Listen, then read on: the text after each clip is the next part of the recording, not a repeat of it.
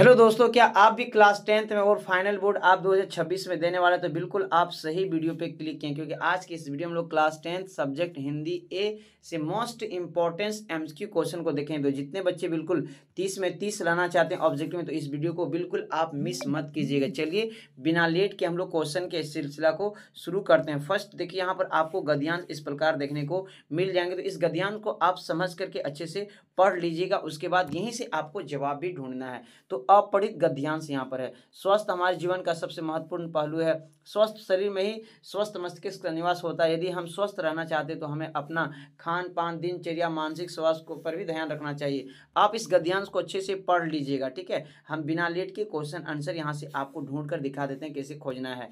अब यहाँ पर लिखा है स्वस्थ जीवन जीने के लिए गद्यांश से मुख्य स्तंभ क्या दिया गया है। तो स्वस्थ जीने के लिए अब देखिए क्या बताया गया। इट मीन्स लाइक यहाँ पर हम लोग देख सकते हैं गद्यांश में, देखिए नेक्स्ट फर्स्ट पैराग्राफ में यहाँ पर देखिए स्वस्थ जीने के लिए क्या क्या शर्त बोला है। इस स्वस्थ जीवन बहुत महत्वपूर्ण है, इसके लिए हमें खान पान, दिनचर्या, मानसिक स्वास्थ्य पर ध्यान रखना चाहिए। तो ऑप्शन देखेंगे कौन सा राइट हो जाएगा। देखिए option number like A B C D दिया है, तो ए में दिया संतुलित आहार, नियमित व्यायाम, पर्याप्त नींद, तो यही जरूरी है। तो ऑप्शन नंबर ए हो जाएगा सही। आपका जो पैराग्राफ में जितने भी जो पैराग्राफ लिखा है, सभी क्वेश्चन का जवाब इसी पैराग्राफ के अंदर मिलने वाले हैं। आप ध्यान से खाली पढ़ लीजिएगा ना, एक बार आराम से जवाब दे देंगे।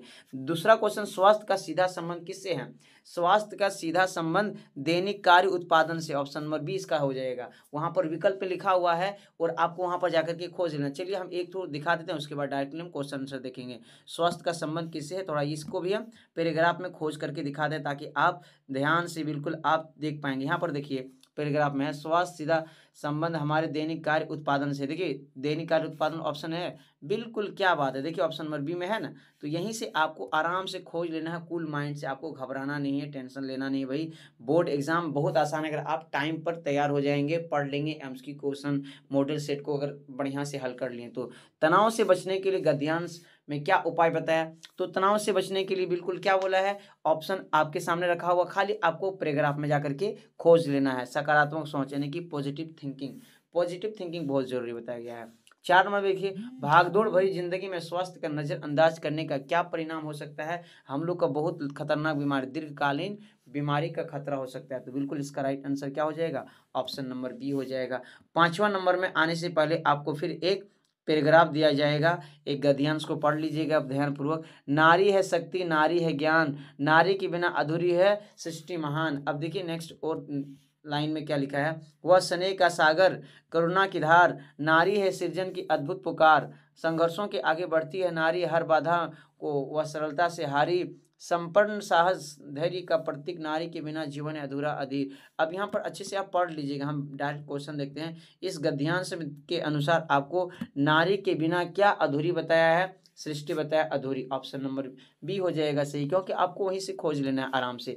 6 नंबर में नारी को किसका प्रतीक बताया गया है, समर्पण, साहस और धैर्य का। ऑप्शन नंबर बी हो जाएगा इसका सही आंसर। देखिए 7वां नंबर में क्या पूछा है, लाइक यहाँ पर इस गद्यांश के अनुसार बताना है नारी को किन गुणों से संबोधित किया गया है। तो क्रोध, लालच, धन, वैभव, स्नेह, करुणा, सृजन, स्नेह, करुणा, सृजन। ऑप्शन नंबर बी हो जाएगा। नेक्स्ट देखिए 8वां नंबर में नारी के स्वप्नों के लिए क्या आग्रह किया गया है, उन्हें दबाने का, उन्हें नजरअंदाज करने का, उन्हें उड़ाने का, उन्हें सीमित रखने का। तो 4 विकल्प है, आपको 8वां नंबर का जवाब दे देना है, उन्हें उड़ान देने की, उनको मदद करने के ना।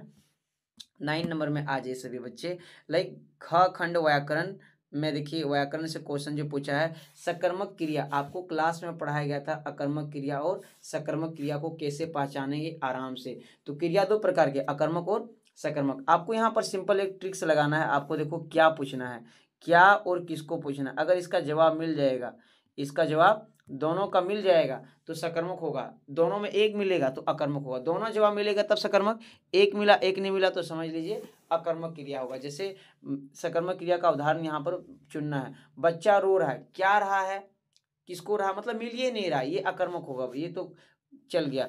अब अगला देखेंगे, मैं खाना खा रहा हूँ, क्या रहा हूँ, खा रहा हूँ, किसको खा रहा हूँ? मैं खाना को खा रहा हूँ, यही होगा भाई, यही होगा, है ना। ऑप्शन नंबर बी होगा इसका राइट आंसर होगा। बिल्कुल ट्रिक्स के माध्यम से अगर आप ग्रामर सीखना चाहते हो तो चैनल को अभी तक क्या कर रहे हैं भाई, सब्सक्राइब कर लीजिए, लाइक कर लीजिए वीडियो को। नेक्स्ट क्वेश्चन देखिए, लाइक 9 नंबर हो गया ना, 10 नंबर में आ जाइए। सकर्मक क्रिया और अकर्मक क्रिया में अंतर क्या है? क्रिया का देखिए, अकर्मक में क्रिया नहीं होता है, सकर्मक में क्रिया होता है, कर्ता होता है, कर्म की आवश्यकता, मतलब 4 विकल्प इस प्रकार आपको देखने को मिल जाएंगे, इसमें आपको चुनना है। तो 10 नंबर का हो जाएगा कर्म की आवश्यकता होती है। सकर्मक में कर्म की आवश्यकता होती है, अकर्मक में कर्म की आवश्यकता नहीं होती है। 11 नंबर में देखिए, सकर्मक क्रिया हमेशा क्या होता है? देखिए एकदम सिमिलर पूछ दिया है, एक कर्म होता है, उसमें हमेशा एक कर्म होगा, कर्म के बिना सकर्मक क्रिया हो ही नहीं सकता। 12 नंबर में देखिए, निम्नलिखित में किस वाक्य में क्रियापद का उपयोग हुआ है? क्रिया आपको पता है, आना जाना, खाना पीना, बोलना, हंसना, इस प्रकार के जो वर्ड आएंगे, है ना। तो बच्चा दौड़ रहा है, बच्चा दौड़ रहा है, तो इसमें हो जाएगा क्रियापद, इसी में उपयोग हुआ है। 12 का ऑप्शन नंबर ए हो जाएगा। दौड़ना एक क्या है? क्रिया है। आगे देखिए, तो देखिए पढ़ेंगे ना आप आसानी से जवाब दे पाएंगे, लेकिन आपको होपलेस नहीं होना, आपको चीज़ों को समझना है, समझ करके ही जवाब देना है। 13 नंबर पूछा, पत्र शब्द का अर्थ क्या होता है? पत्र का शब्द अर्थ नहीं है पूछा। देखिए पत्रिका होता है, चिट्ठी होता है, पुस्तक होता है, पत्ता नहीं होता। ऑप्शन नंबर बी हो जाएगा। आपको क्वेश्चन भी ध्यान से पढ़ना, कहीं पूछ देगा नहीं है, कहीं पूछेगा है, तो आप कंफ्यूज हो जाएंगे, तो क्वेश्चन को ध्यान से पढ़िएगा। आगे देखिए, लाइक यहाँ पर पत्र, अच्छा पत्र पूछा था ना, पत्रिका होगा, चिट्ठी होगा, पुस्तक नहीं होगा भाई, इट्स माय मिस्टेक, पुस्तक नहीं होगा। ऑप्शन नंबर डी बिल्कुल सही हो जाएगा 13 का। 14 नंबर में आ जाए सभी बच्चे, मुख शब्द का अर्थ क्या है? मुख शब्द का अर्थ क्या हो सकता है? चेहरा, सिर, द्वार, कंठ। तो बच्चा बच्चा कोई पढ़ा दिया गया भाई, बहुत ही आसान है। 14 नंबर का हो जाएगा चेहरा हो जाएगा, ऑप्शन नंबर ए हो जाएगा। ठीक है, नेक्स्ट क्वेश्चन की ओर आ जाइए। 15 नंबर, अवयव शब्द की परिभाषा क्या है? 15 में 4 विकल्प है, आपको देखना है और जवाब दे देना है। 15 का सी हो जाए, जो अपनी स्थिति या रूप में कभी बदलाव नहीं करते हैं ना, जो अपनी स्थिति और रूप में बदलाव नहीं करते, वो अवयव होता है। और अवयव आपको डिटेल्स पढ़ा देंगे क्लास में बहुत ही जल्दी, और इसको पहचानने का ट्रिक्स भी बता देंगे। अगर आप वीडियो चाहते हैं तो कमेंट कीजिए। वह जल्दी आया, वाक्य में जल्दी किस प्रकार का अवयव है, इसको बताना है। 16 नंबर में हो जाएगा क्रिया विशेषण, यानी कि गुण दिखा रहा है, क्रिया का विशेषता। आ तो रहा है लेकिन कैसे आ रहा है? जल्दी आ रहा है। जो क्रिया मतलब आना जाना हो गया, अब उसकी विशेषता बता रहा है, जल्दी आ रहा है, धीरे आ रहा है, धीमा, मतलब कुछ भी आएगा ना, जो क्रिया का विशेषता बता रहा है, तो उसी को बोलते हैं क्रिया विशेषण। आगे देखिए, 17 नंबर में, राजमहल किस प्रकार का समास है? समास भी आपको 6 प्रकार का मुख्य बताए थे, इनमें से राजमहल आपको बताना है 17 में कौन सा हो जाएगा, तो तत्पुरुष समास हो जाएगा। कोई भी अगर अवयव जुड़ेगा, जैसे महल के आगे राज जुड़ा है, जैसे सुपुत्र, पुत्र के आगे सु लगा, तो इस प्रकार हो जाएगा अवयव समास हो जाएगा। ठीक है, इसको पहचानना बहुत आसान। यहाँ पर राजमहल पूछा तो ये हो जाएगा तत्पुरुष समास हो जाएगा। बाय द वे आगे बढ़ते 18 में, बहुव्रीहि समास में किस प्रकार के पद होते हैं? 4 विकल्प आपके सामने रखा गया है। तो समास का अर्थ दोनों पदों में होता है। अब यहाँ पर ऑप्शन नंबर डी इसका राइट आंसर हो जाएगा। अगर हम डिटेल से बताएंगे तो बिल्कुल क्या हो जाएगा, जो समास में दोनों मतलब अर्थ अलग अलग हो जाएंगे पद का। ठीक है, आगे देखिए 19 नंबर में सभी बच्चे आ जाइए, तुम स्कूल जाओ और मैं घर जाऊंगा, किस प्रकार का वाक्य है? आप पढ़ाए थे, रचना के आधार पर वाक्य 3 प्रकार के होते हैं, सरल वाक्य, संयुक्त वाक्य, मिश्र वाक्य। अब इनमें से पहचानना भाई कौन सा सरल होगा, कौन सा संयुक्त होगा। जब वाक्य देखिए सिंपल रहेगा, आना जाना, खाना पीना, इस प्रकार रहेगा, तो सरल वाक्य होता है। लेकिन अगर रहेगा बाय द वे 2 वाक्य जुड़ेगा, जैसे तुम स्कूल जाओ और मैं जाऊंगा, जहां पर और आया, 2 सेंटेंस को जोड़ दिया, कंबाइन कर दिया, ये हो जाता है संयुक्त। और दूसरा वाक्य, पहला वाक्य अभाव दिखाए, कमी दिखाएगा, तो समझ लो मिश्र वाक्य। जैसे भी देखिए 20 नंबर उसी प्रकार, मैंने उसे बुलाया क्योंकि वह देर से आया है, क्योंकि वह देर से आया है, देर से आया, देखिए क्योंकि वह देर से आया, छूट रहा है ना कुछ, मैंने उसे बुलाया, तो ये बिना देखे आपको जवाब दे देना, मिश्र वाक्य होगा। 20 का ऑप्शन नंबर बी हो जाएगा सही। आगे बढ़ते हैं 21 नंबर में। अब किताब का जो क्वेश्चन दिया है, इसको अच्छे से एक बार इसको पढ़ लेना है और जवाब देना है। बार बार सोचने क्या होगा, उस कौम का जो अपने देश की खातिर घर गृहस्थ जीवन जिंदगी कुछ से कुछ होम देने वाले हस्ती और अपनी बिकने मौके ढूंढते दुखी हो गए। 15 दिन बाद उसे कस्बे से गुजरे, कस्बे घुसने के, यानी कि हवलदार साहब के बारे में बात कर रहे हैं। चश्मा, नेताजी की पाठ का नाम है नेताजी का चश्मा, सोनी प्रकाश ने लिखा। आपको कहानी को पढ़ते ही समझ जाना चाहिए किस पाठ से लिया गया, लेखक कौन है, क्योंकि ये एग्जाम हर साल एग्जाम में पूछ देता है। गद्यांश में लेखक को किस बात का दुख हो रहा था? 4 विकल्प आपको दिया गया है, तो इसमें बता देना 21 का राइट आंसर हो जाएगा। कौम की मानसिकता और अपने देश के प्रति निष्ठा के कारण। नेक्स्ट देखिए, इस गद्यांश के अनुसार ही जवाब आपको देना है। गद्यांश में लेखक का विचार सुभाष की आंखों पर चश्मा नहीं होगा का अर्थ क्या है? 4 विकल्प है, आप वहाँ भी आंसर ढूंढ सकते हैं, इसमें कोई दिक्कत की बात नहीं, कोई डिफिकल्ट क्वेश्चन भी नहीं है। हिंदी सब्जेक्ट में अगर आप ध्यान से पढ़ लेंगे खाली पैराग्राफ वगैरह को ना, और ग्रामर थोड़ा बहुत पढ़ लेंगे तो 80-90 तो ऐसे ही आप ले आएंगे आसानी से। और भी सब्जेक्ट में थोड़ा ज़्यादा मेहनत चाहिए, स्ट्रगल ज़्यादा चाहिए। 22 का हो जाएगा। सुभाष चंद्र बोस की मूर्ति में जो चश्मे की कमी थी है ना, वही दर्शाते 20 नंबर।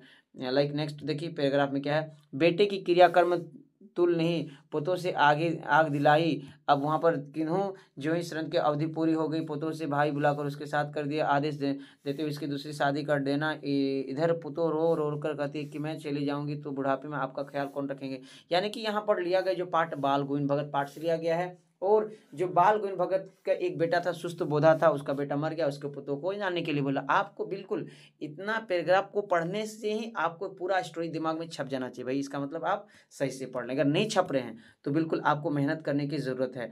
तो भगत जी मंझले कद का था, 60 उम्र से ज़्यादा उम्र था उसका। तो देखिए भगत का निर्णय क्या था, पुतों को घर में रखने का, पुतों को घर से निकालने का, पुतों को दूसरी शादी करने का, पुतों को दूसरी शादी करने का। 23 का भी हो जाएगा, बिल्कुल सही जवाब हो जाएगा, है ना। कि उसका बेटा मर गया तो आप जिंदगी बर्बाद क्यों करेंगे, दूसरी शादी कर लीजिए। पुतों ने क्या कहा था जब भगत ने उसे घर छोड़ने के लिए कहे थे, मैं घर से नहीं जाऊंगी, मैं आपके लिए बुढ़ापे में भोजन बनाऊंगी, यही बोला था, मैं आपके लिए बुढ़ापे में सेवा करूंगी। तो बहुत अच्छे अच्छे आदमी इंसान अभी भी है। बाय द वे नेक्स्ट देखिए यहाँ पर आप पढ़ सकते हैं, भुजबल भूमि भूत बिन किन्हीं विपुल वार मही दिन्ही सहज बाहु। अब यहाँ पर देखिए क्या ले, राम लक्ष्मण परशुराम संवाद से लिया गया। आपको हम बोले ना, आपको पढ़ते ही दिमाग में छप जाना चाहिए। जो परशुराम थे गुस्सा कर रहे थे क्योंकि शिव जी का क्या तोड़ दिया था, धनुष तोड़ दिए थे। बिल्कुल किसने तोड़ा था, राम ने तोड़ा था। तो गर्भन के अर्भक दलन में अर्भक का अर्थ आपको बताना है। 4 विकल्प है, 25 नंबर का। देखते हैं कितने बच्चे बच्चा होगा, बिल्कुल सही जवाब दें। आगे देखिए, महीप कुमार किसे कहा गया, 4 विकल्प आपके सामने है। 26 का देखते हैं, लक्ष्मण, लक्ष्मण को कहा गया। लक्ष्मण चिढ़ा रहे थे बार बार किसको, परशुराम को। परशुराम को गुरु का नाम शिव। विपुल वार महीन दिन ही में महिदेव किसका संदर्भ है। हम जल्दी थोड़ा पढ़ लें तो पढ़ने में थोड़ा बहुत मिस्टेक, और आप इसको इग्नोर कीजिएगा, आप क्वेश्चन आंसर देखिएगा। 27 का आ जाएगा महादेव शिव को। नेक्स्ट देखिए लाइक 28 नंबर, परशु बिलोकु महीप कुमारा में परशु किसके लिए प्रयुक्त हुआ है, एक युद्ध अस्त्र के लिए, किसकी देवता का नाम, राजा की तलवार, किसी खास प्रकार का धनुष। तो 28 का राइट आंसर हो जाएगा एक युद्ध अस्त्र के लिए। 29 में देखिए, गौंटक का अर्थ क्या होता है, गौंटक का अर्थ देखते हैं। गौंटक का अर्थ आपको जल्दी से बता देना। 29 में बिल्कुल सही हो जाएगा, पहाड़ होता है। जो सिक्किम का राजधानी गौंटक है, वहाँ पर मेहनत का बादशाहों का शहर कहते हैं, जितेन नार्गे, है ना। जो आपको बिल्कुल ये सब पढ़ाया गया भाई क्लास में, तो पढ़िएगा ध्यान से थोड़ा। जितेन नार्गे की जीप में किसकी तस्वीर लगी थी, दलाई लामा की लगी थी। आई होप ये 30 क्वेश्चन आपको बहुत पसंद आई होगी, तो इस वीडियो को लाइक कीजिए। और सब्जेक्टिव का क्वेश्चन आंसर देखना चाहते हैं तो बिल्कुल कमेंट करना मत भूलिए। मिलते हैं नेक्स्ट वीडियो में।